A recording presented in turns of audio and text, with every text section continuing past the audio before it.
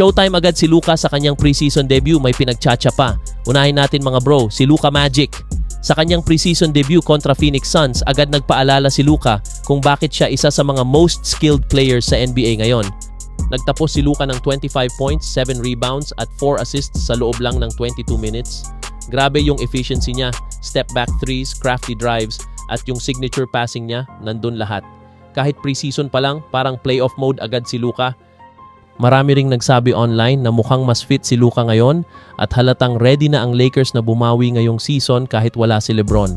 Kung ganito agad performance niya sa simula pa lang, aba, maghanda na ang Western Conference.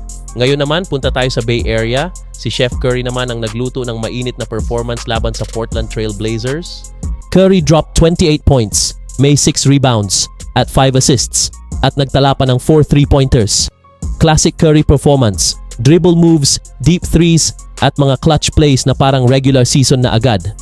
Ang pinaka-impressive, 12 of 13 siya sa free throw line. Ibig sabihin aggressive siya at hindi lang puro perimeter shooting. At kahit na na-eject si Jonathan Kuminga sa second quarter dahil sa away sa referee, si Curry pa rin ang nagdala ng team para sa comeback win ng Warriors 118-111 kontra Portland. Mukhang handa na rin ang Golden State na ipakita na hindi pa sila tapos, lalo na kung ganito kainit si Steph. So ayun mga ka-hoops, pareho sina Luka Doncic at Steph Curry nagpadama na preseason pa lang may MVP energy na agad.